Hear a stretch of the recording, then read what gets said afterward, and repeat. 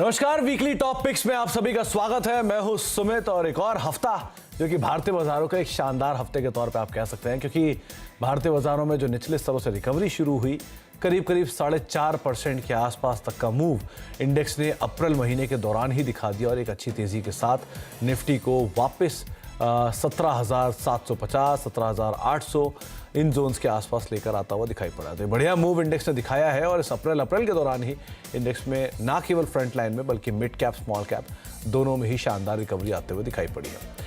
सबसे पहले इस हफ्ते का बाजार आपकी स्क्रीन पर आता हुआ दिखाई पड़ेगा, किस तरह से मार्केट्स ने इस पूरे वीक के दौरान परफॉर्म किया है। इस वीक में मार्केट में चाहे आप फ्रंट लाइन इंडेक्स कह लें, यानी कि निफ्टी, सेंसेक्स कह लें, मिड कैप कह लें, स्मॉल कैप कह लें, सब में एक शानदार मूव देखने को मिला और सभी के सभी इंडिसेस प्रोमिनेंटली हरे निशान में ही मूव रिटर्न आता हुआ दिखाई पड़ा है। जहां पर सेंसेक्स निफ्टी करीब आधा से 1%, वहीं निफ्टी भी 1.5% के आसपास की तेजी रही। निफ्टी बैंक रफली 2.5% की तेजी में रहा और बढ़िया तेजी रही मेटल, बैंकिंग, एनर्जी, फार्मा। हालांकि आईटी थोड़ा सा बैकफुट पे जरूर गया, वो नंबर्स का इम्पैक्ट यहाँ पे आता हुआ दिखाई पड़ा। लेकिन इस हफ्ते में एक और इंटरेस्टिंग अपडेट और आया और वो बाजार इसका बड़ा बेसब्री से इंतजार कर रहा था, वो था आईएमडी का आउटकम। दरअसल मॉनसून को लेकर कई अटकलें लगाई जा रही थी, जहां पर एक तरफ शायद एल नीनो हो या एक तरफ बातचीत थी कि बेहतर मॉनसून या सामान्य मॉनसून रहे। तो मौसम विभाग ने मॉनसून को लेकर पूर्वानुमान जारी किया है, जिसके मुताबिक इस साल देश में सामान्य मॉनसून रहने की उम्मीद है। इस पर आईएमडी ने कहा कि इस साल 96% बारिश का अनुमान है। तो पहले आपको वही शुरुआत सुनाते हैं और वहीं से ही शुरुआत करते हैं। पूरी भारत में जून से सितंबर के अंदर जो बारिश होने वाला है वो लॉन्ग पीरियड एवरेज का 96% होने का पूर्वानुमान किया जा रहा है। लगभग 83.5 सेंटीमीटर रेनफॉल पूरी देश में रेनफॉल होने का पूर्वानुमान किया जाता है। यानी हम लोग 2023 में जून से सितंबर के पीरियड में मॉनसून रेनफॉल नॉर्मल होने का पूर्वानुमान कर रहे हैं। Second half of monsoon season के साथ एल नीनो का रिलेशनशिप ज़्यादा स्ट्रांग है। जैसे कि हमारा पूर्वानुमान है कि जुलाई के आसपास एल नीनो कंडीशंस डेवलप हो सकता है। इसका मतलब यही होता है कि second half of monsoon season 2023 के ऊपर एल नीनो डेवलप हुआ तो इसका असर पड़ सकता है। फिर भी आप सीजन पूरा देखें तो नॉर्मल रेनफॉल होने का पूर्वानुमान किया जा रहा है। जो अटकलें लगाई जा रही थी एल नीनो की पॉसिबिलिटीज की, उसको डिनाई तो नहीं किया, लेकिन उसका इम्पैक्ट शायद ना हो और मॉनसून सामान्य आता हुआ दिखाई पड़ेगा। तो अब मॉनसून को ही ट्रिगर लेकर हमने बातचीत करने की सोची अपने जानकारों से और पूछने की सोची कि अगर उनको यहाँ से कोई पिक उठानी है तो किन शेयरों के ऊपर दाव लगाएंगे मॉनसून, बेहतर मॉनसून के आंकड़ों को अनुमान लगाते हुए। आज बातचीत करने के लिए हमारे साथ शर्मिला मैम मौजूद है और साथ ही साथ पार्थिव भी मौजूद है, जिनसे हम बातचीत करेंगे मार्केट्स को लेकर भी और साथ ही साथ हम उनसे जानेंगे उनकी इंडिविजुअल पिक्स आज की हमारी थीम यानी कि मॉनसून थीम को लेकर। तो शर्मिला मैम और पार्थिव सर, आप दोनों को ही नमस्कार, स्वागत है कार्यक्रम में।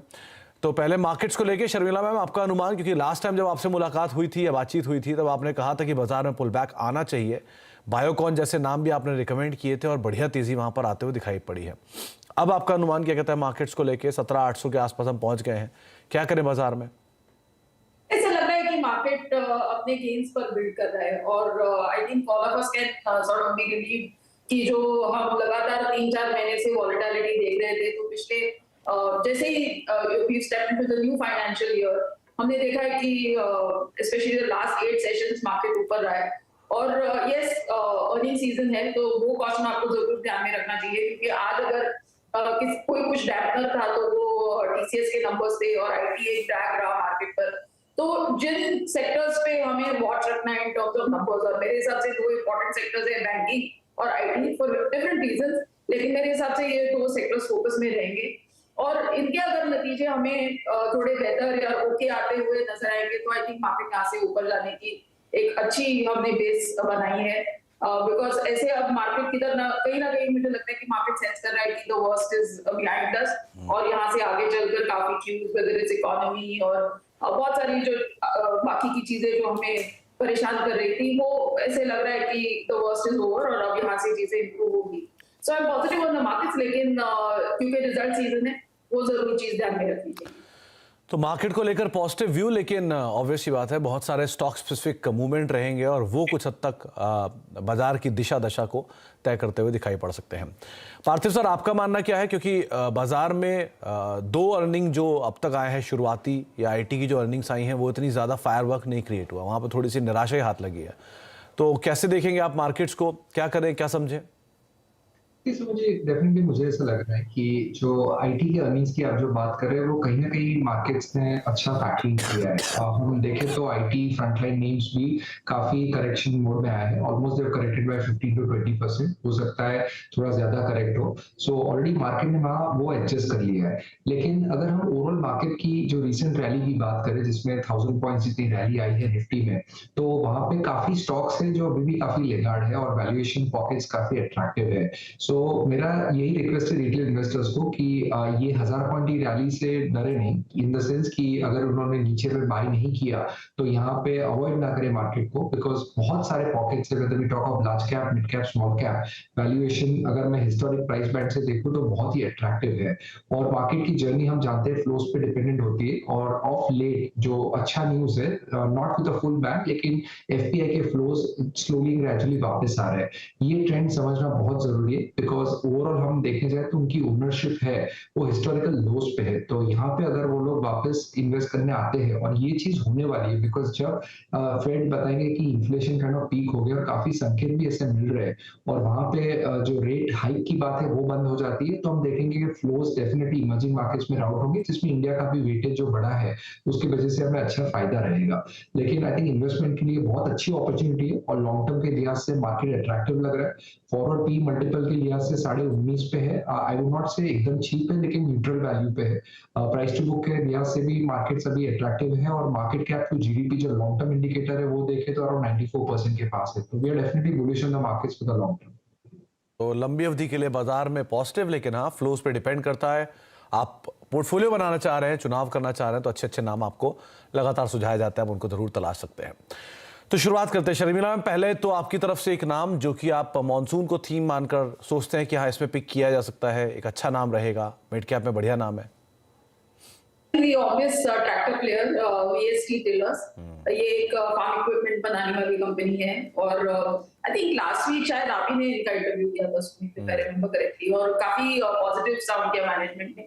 और जिस तरह से उनका कॉम्पैक्ट ट्रैक्टर्स में बिजनेस है उसमें काफी अच्छी ग्रोथ है, और वो एक इलेक्ट्रिक ट्रैक्टर इंट्रोड्यूस करने की भी उन्होंने बात की है। आई थिंक उसको भी मार्केट बहुत अच्छी तरह रिसीव करेगा।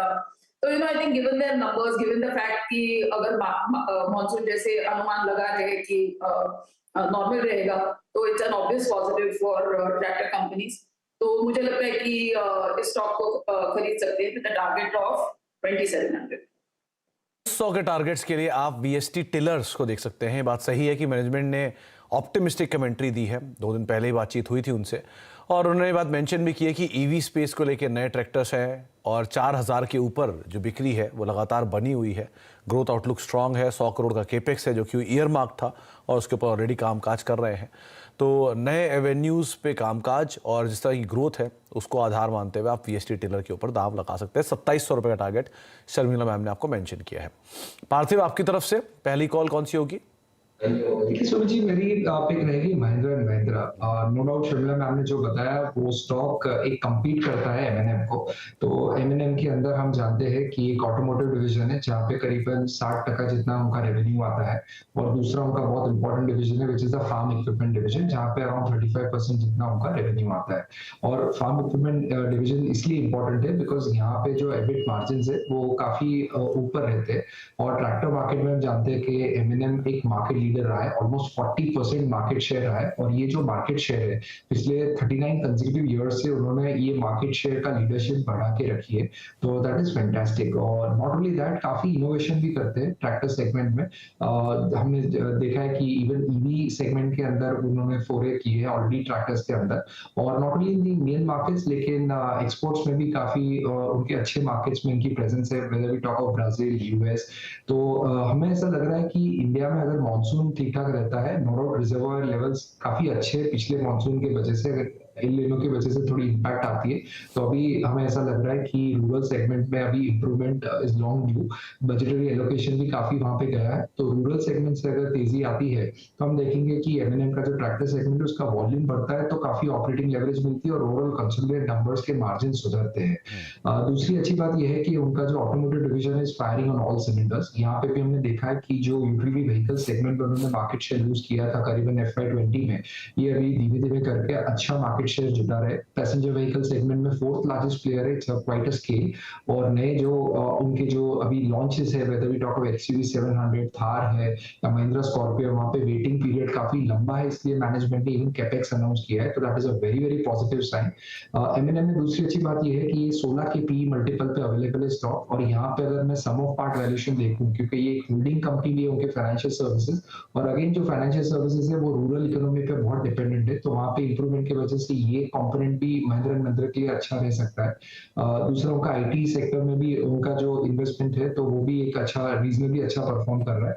तो ओवरऑल में देखो वैल्यूएशन कंफर्ट है, रूरल की काफी स्ट्रॉन्ग थीम है, और रूरल सेगमेंट में भी हमने देखा है कि जब तेजी आती है तब यूटिलिटी व्हीकल का डिमांड बढ़ता है, तो दैट विल ऐड डेफिनेटली सोने पे सुहागा रहेगा एमएनएम जैसी कंपनी के लिए। तो मुझे लग रहा है कि एक साल के अंदर ये 20% जितना रिटर्न दे सकता है, और लॉन्ग टर्म पोर्टफोलियो स्टॉक बहुत अच्छा है एमएनएम। महिंद्रा एंड महिंद्रा ना केवल ट्रैक्टर बल्कि टू व्हीलर से लेके कमर्शियल व्हीकल हैवी वेट तक बनाने वाली कंपनी। आप अगर दाम लगाना चाहते हो तो एमएनएम दूसरा नाम रह सकता है।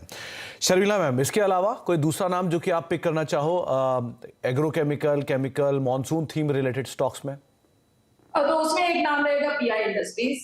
जैसे कि आपने कहा, ये एक पेस्टिसाइड और एग्रोकेमिकल्स बनाने वाली कंपनी है, और नतीजे काफी बेहतर रहे हैं पिछले क्वार्टर। उसके साथ साथ अगर आप उनका बिजनेस भी देखें, कस्टम सिंथेसिस पे काफी फोकस है, उसमें वो फार्मा में भी जाने की सोच रहे हैं, एक्सपोर्ट भी काफी करते हैं।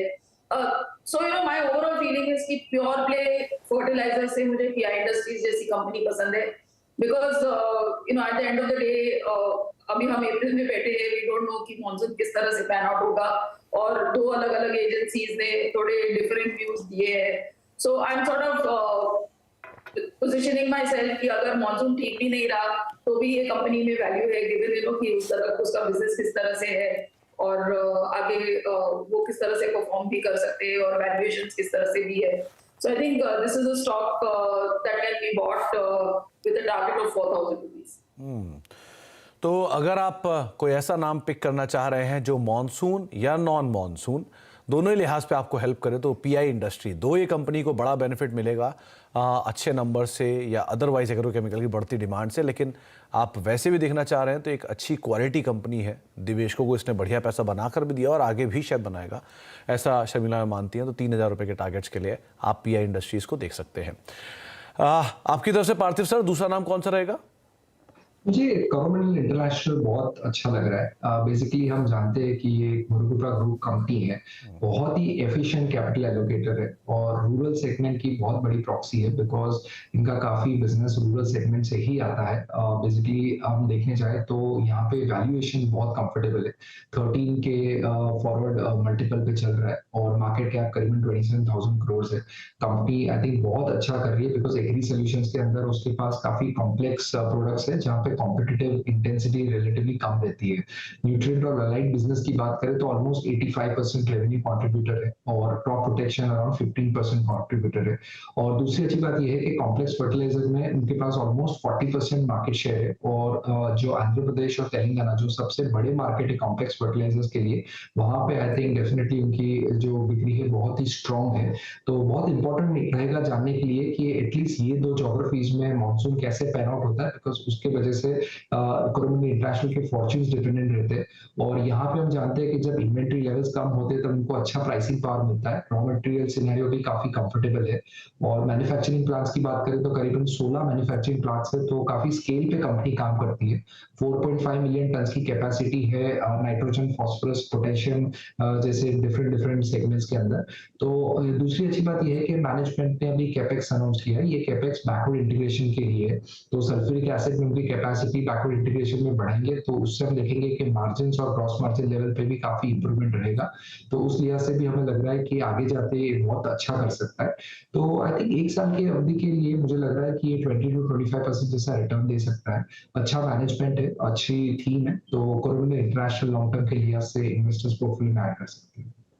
EID पेरी यानी कि मुरुगप्पा ग्रुप की जो सबसे प्रोमिनेंट, सबसे पुरानी कंपनी है, उसने 1950s में कोरोमंडल की शुरुआत की थी। और एक इंटरेस्टिंग पार्ट ये भी है कि उस समय पर जब शुगर से एक बाय प्रोडक्ट्स निकलते थे, तब उनको ज़रूरत लगी कि एक फर्टिलाइज़र स्पेस में भी कंपनी होनी चाहिए, और तब उन्होंने इस फर्टिलाइज़र स्पेस में इस कंपनी की शुरुआत करी, वो है कोरोमंडल इंटरनेशनल। तो करीब 70-80 साल पुरानी कंपनी, पुरानी हिस्ट्री के साथ, और बहुत बढ़िया मुरुगप्पा ग्रुप की कंपनी, जिसको अगर आप तलाशना चाह रहे हैं फर्टिलाइज़र एग्रोकेमिकल स्पेस से, तो आप कोरोमंडल इंटरनेशनल को देख सकते हैं। वैल्यू वाइज भी साउंड है, और अगर आप सीजनल को छोड़ के, साइक्लिकल को छोड़ के एक सिक्युलर ट्रेंड से रिलेटेड कंपनी ढूंढ रहे हैं, तो एक कोरोमंडल इंटरनेशनल ये नाम हो सकता है।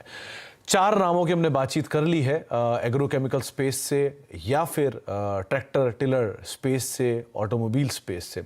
कुछ और नामों पर भी बातचीत करते हैं हमारे दोनों ही जानकारों से, छोटे से ब्रेक के उस पार।